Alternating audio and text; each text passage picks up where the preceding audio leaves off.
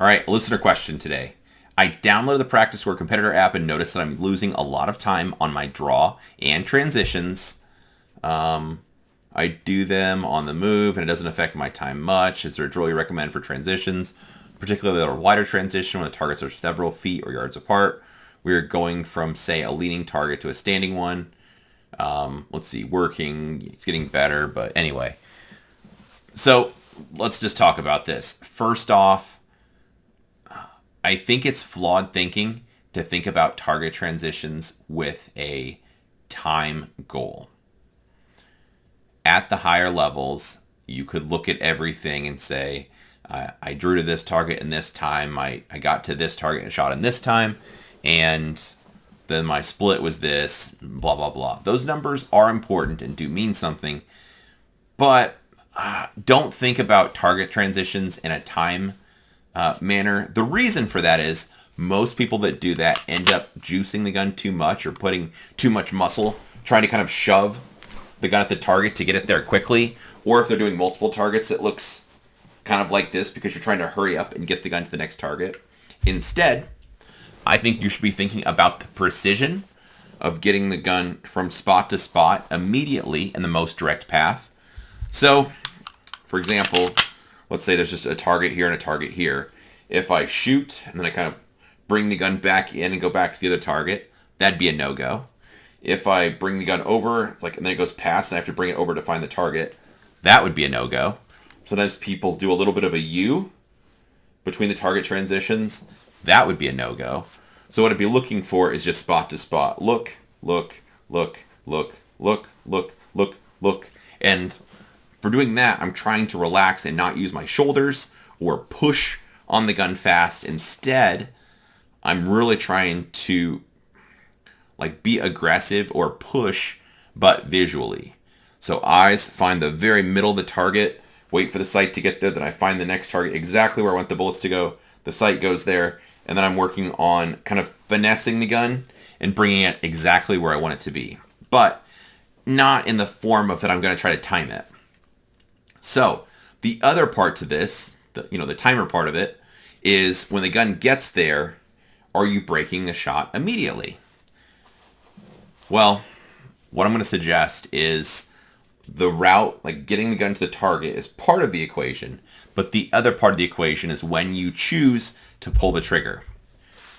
People think about this in terms of fast or slow, anything along those lines, and instead, I want you to think about something more actionable, because fast and slow doesn't really mean much. I might think it's really fast. You look at it and tell me it's slow and I suck. Okay, dang it. Well, what does fast look like then? I don't really know.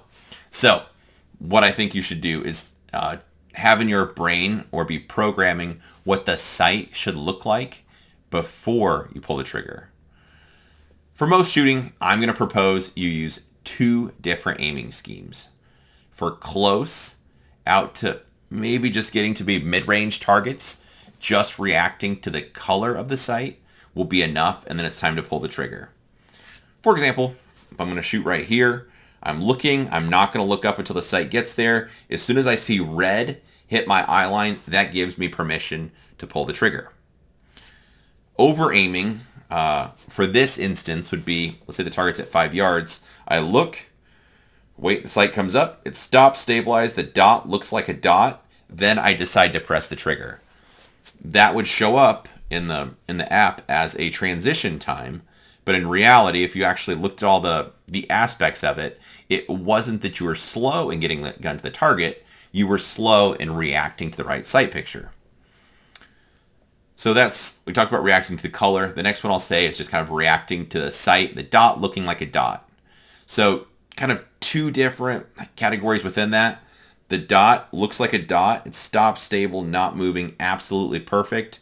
Or you could say it's kind of more than a streak, but it's not quite a stop, stable, perfect round ball. You could start to play with those. You could play word games or think about it in different terms. But that's kind of where I think you should be thinking about it in terms of what you're reacting to, and is the gun moving in a direct path to your target. The other kind of variable for this is sometimes people will look at the sight. So they're watching the sight. I was there's the target. then it comes back, and then they shoot. Or you'll see the gun kind of move over, and there's a little bit of a correction before they fire. Anything along those lines, just time that this eating up time or delaying the ability to pull the trigger fast. So that's going to slow down the times or affect the times, because maybe the gun's already at the target, but you pushed it there so hard, it's kind of bouncing around. You're waiting for it to stop and stabilize before you press the trigger. Or you might not be appropriately or deciding an appropriate sight picture for that target. Like I said, like I think a good rule of thumb is just 2 different sight pictures. Color of the sight, or more towards a stop stable kind of ball where dot looks like a dot. For cool people, if you use iron sights, it'd be just reacting to the color of your sight. Or you could say that iron sights like equal height, equal light, stopped, centered in the rear notch. Something along those lines. But you'd have something very specific we're talking about. No, we're no longer talking about fast or slow. We have actual terms of what we're talking about. And now I know we are talking about the same thing. The other thing this person brought up was draw to first shot. I don't like that either. I wouldn't even think in those terms. I suppose if it's you with your peers, I mean, you sure could. But if you're just standing there and the target's right in front of you, then you're just drawing the gun. As soon as you see the sight picture, you're pressing a trigger. That's one thing. But in a lot of practical shooting, you'll draw and move a couple steps before you shoot. So are you moving fast and aggressively? Maybe when you got there, you're stepping really hard, stomping around like Frankenstein, and the gun's kind of bouncing all over the place, and you're waiting for the gun to stabilize because you set your feet down hard. So the gun has to stabilize before you can start shooting. So see what I mean? It can be a little bit muddy, and just looking at numbers don't really tell the tale, because there's other kind of influences that could be playing. Another one could be draw to first shot. You run there, and the person that has the faster draw time when you're looking at the raw numbers, draws, has the gun up, aiming at the target, like kind of through the wall, and then once you pass a vision barrier or something that's in your way, then as soon as you can see the target, you're already kind of aiming at the wall or aiming at the target through the wall, so wall hacking. As soon as you see the color, you're ready to shoot. The flip side to that could be running up with your gun kind of down low, then you see the target, you bring the gun up to eye line, then you get the appropriate sight picture, then firing. So it'd be a bunch of extra time or a bunch of extra factors. It's not really just how fast you can get your hand on the pistol and bring it up to your eye level. So anyway, that's some things to think about. Like I said, I'd be more careful about not getting hung up on specific numbers, but instead thinking about the process. It should be like broad scope, what needs to happen. Is the gun making a direct transition to the target? Am I staring at the sight? Am I over confirming? Is the gun up when I get there?